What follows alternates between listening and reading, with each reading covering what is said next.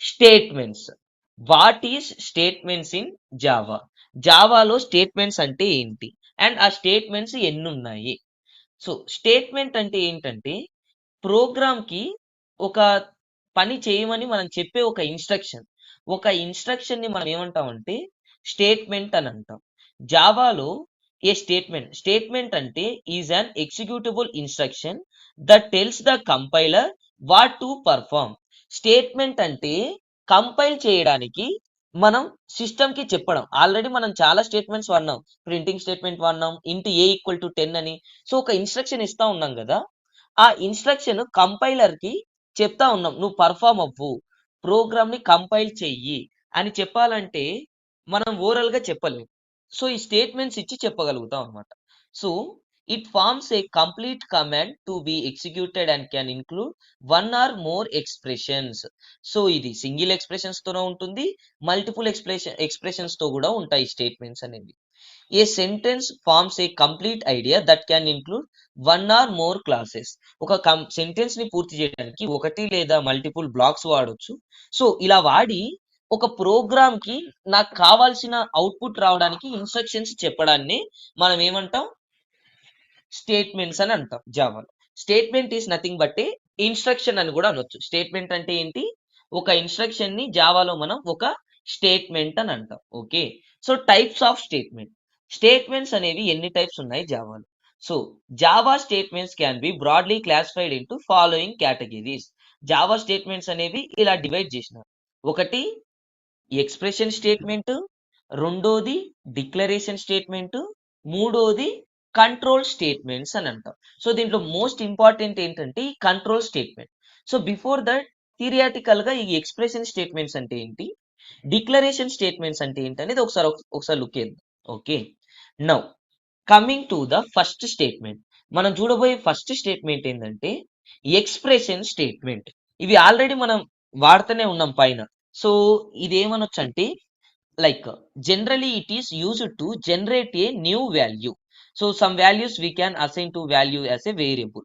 So first వచ్చి expression statement లో so black of any Java programmes రాయడానికి మనం వాల్యూస్ ఇవ్వడం, ఒక వేరియబుల్ కి వాల్యూ ఇవ్వడం అని అన్నాం. సో ఇక్కడ ఇంట్ ఏ ఈక్వల్ టు 10 అన్నారు కదా మీరు. సో దీన్ని ఏమంటారంటే ఎక్స్ప్రెషన్ స్టేట్మెంట్ అంటారు. ఏ స్టేట్మెంట్ ఇది? Hello guys. సో ఇప్పుడు ఇంటి ఏ ఈక్వల్ టు 10 అన్నాను. ఎక్స్ప్రెషన్ ఒక వేరియబుల్ ఏ ఈక్వల్ టు 10 అన్నాను అంటే దానికి నేను ఒక ఇన్స్ట్రక్షన్ ఇచ్చినాను. ఏ అంటే 10. నేను దానికి చెప్తా ఉన్నాను ఏ ఈక్వల్ టు 10 అని నేను దానికి ఇస్తా ఉన్నాను ఇన్స్ట్రక్షన్. సో ఇది ఒక టైప్ ఆఫ్ స్టేట్మెంట్. సో మనం జనరల్ యూజ్ చేస్తాం కాబట్టి ఈజీగా అర్థం చేసేసుకోవచ్చు. Okay. And in Java expression is combination of values, variables, operators and methods. Expression ఎలాగైనా ఇవ్వచ్చు. A equal to a plus b. So వీటినన్నిటిని ఏమంటారంటే ఎక్స్ప్రెషన్ స్టేట్మెంట్స్ అని అంటాం. ఏమంటాం? ఎక్స్ప్రెషన్ స్టేట్మెంట్స్ అని అంటాం. ఒక వేరియబుల్ కి వాల్యూ ఇవ్వడాన్ని మనం ఏమంటాం? Hello guys, which statement it is? Expression statements. Expression expression statement. Okay. Now so ఇది ఎలా ఉంటుందో ఒకసారి ఎగ్జాంపుల్ చూడండి. ఎక్స్ప్రెషన్ స్టేట్మెంట్ ప్రొవైడ్స్ ఏ వాల్యూ. ఎక్స్ప్రెషన్ స్టేట్మెంట్స్ డైరెక్ట్ ఇలా ప్రొవైడ్ చేయొచ్చు. System dot out dot println లో 3+5 అని డైరెక్ట్ ఇచ్చేయచ్చు. అది ఏమవుతుంది? సో డైరెక్ట్ వాల్యూస్ ప్రింట్ అయిపోతాయి. ఒకటి డైరెక్ట్ ప్రొడ్యూసింగ్ ఏ వాల్యూ. వాల్యూని డైరెక్ట్ ఇచ్చి స్టేట్మెంట్ ఇవ్వచ్చు. రెండో statement assigning a value. Assigning a value అంటే ఏంటి? ఇంట్ ఏ ఈక్వల్ టు 90. ఇక్కడ చూడండి, ఇంట్ అనేది ఒక డేటా టైపు. దానికి నేను ఏం చేసినాను? వాల్యూ అనేది అసైన్ చేసినాను. ఇక్కడ నేను ఏం చేసినాను? వాల్యూ అనేది అసైన్ అనేది చేసిన. ఓకే. అండ్ తర్వాత మీరు చూస్తే ఇక్కడ ప్రొడ్యూసింగ్ వాల్యూ డైరెక్ట్ వాల్యూస్ ఇవ్వచ్చు, అసైనింగ్ ఇవ్వచ్చు. మూడోది ఏంటంటే expression that neither produce any result nor assigning a value. So direct value assign చేయకుండా ఇప్పుడు sum equal to a plus b అని అన్నాను. దీనికి ఏమైనా వాల్యూస్ ఇచ్చినానా నేను? సమ్ అనే దానికి వాల్యూ లేదు.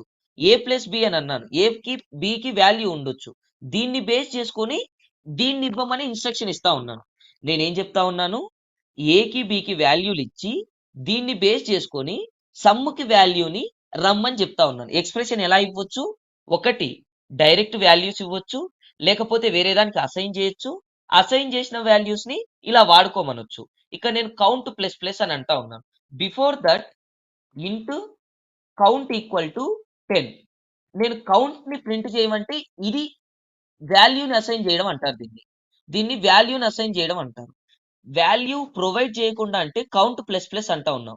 వాల్యూ అనేది ఇక్కడ ఇచ్చినాం, కానీ నేను ప్రింట్ చేయమనేది కౌంట్ ప్లస్ ప్లస్ ని. సో ఈ కౌంట్ అనే దానికి నేను వాల్యూ ఇవ్వలేదు కదా, ఇక్కడ చేంజ్ అయ్యి వస్తుంది.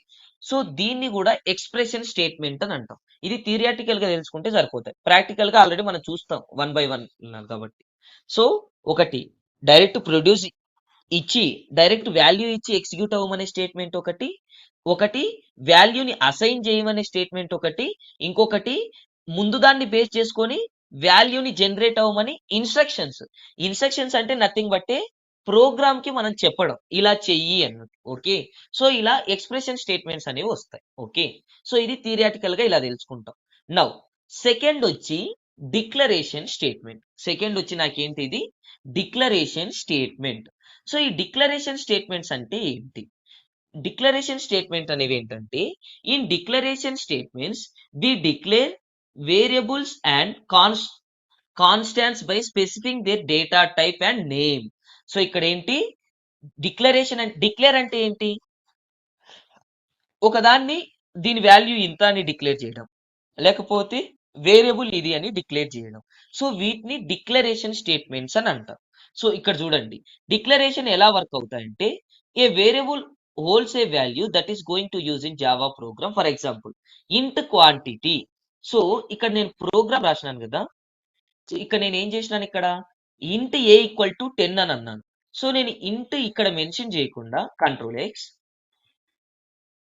కంట్రోల్ వి ఏ.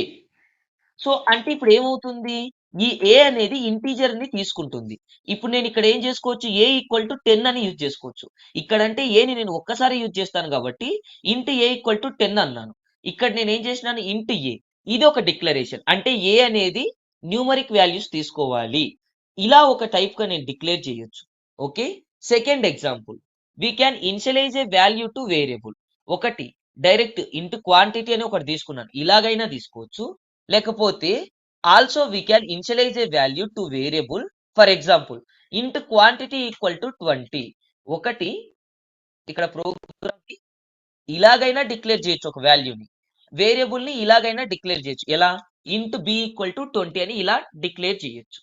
సో రెండు డిక్లరేషన్. మూడో డిక్లరేషన్ ఎలా చేయొచ్చు అంటే, we also like allows declare multiple variables in a single declaration statement.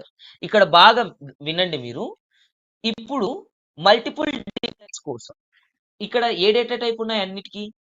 Hello guys, hello, అన్ని ఏ డేటా టైప్స్ తీసుకుంటా ఉన్నాయి? ఇంటీజర్. ఇంట్ తీసుకుంటా ఉన్నాయి. సో నేను ఎలా చేయొచ్చు అంటే, మల్టిపుల్ టైమ్స్ ఇంట్ చేయలేను నేను, నాకు కోడ్ అనేది ఏమవుతుంది, లేట్ అవుతుంది మల్టిపుల్ టైమ్స్ నేను ఇంట్ తీసుకుంటే. ఇప్పుడు నేను చూడండి ఏం చేస్తాను, just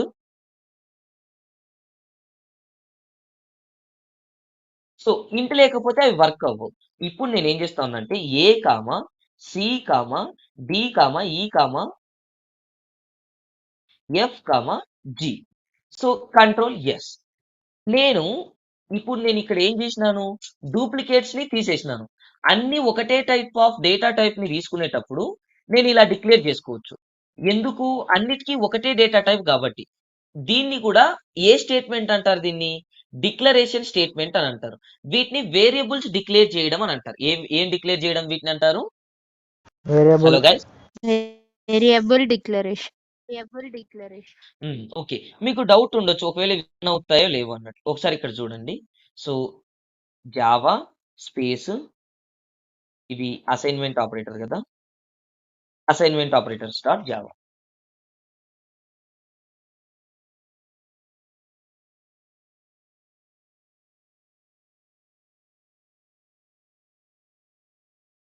Java space assignment operators. So వచ్చినాయా వాల్యూస్? సో ఇలా కూడా డిక్లేర్ చేయొచ్చు. వేరియబుల్స్ అనేవి అన్ని డేటా టైప్స్ కి ఒకటే లైక్ అన్ని వేరియబుల్స్ కి ఒకటే డేటా టైప్ ఉంటే ఆ వేరియబుల్స్ అన్నిటిని ఒకటేసారి డేటా టైప్ రాసి ఇలా డిక్లేర్ చేసుకోవచ్చు. సో వీటిని ఏ data types, declaration data types అని అంటారు. ఏ డేటా టైప్స్ అంటారు? Declaration data types. Hello guys, declaration data types అని అంటారు. సో ఇది మీరు మైండ్ లో ఇవి ఫ్రీక్వెంట్ గా మనం యూజ్ చేసేవి. ఈ వేరియబుల్స్ డిక్లరేషన్స్ అనేవి వేరియబుల్స్ ని డిక్లేర్ చేయడానికి 2 టైప్స్ ఆఫ్ స్టేట్మెంట్స్ ని చూస్తాం.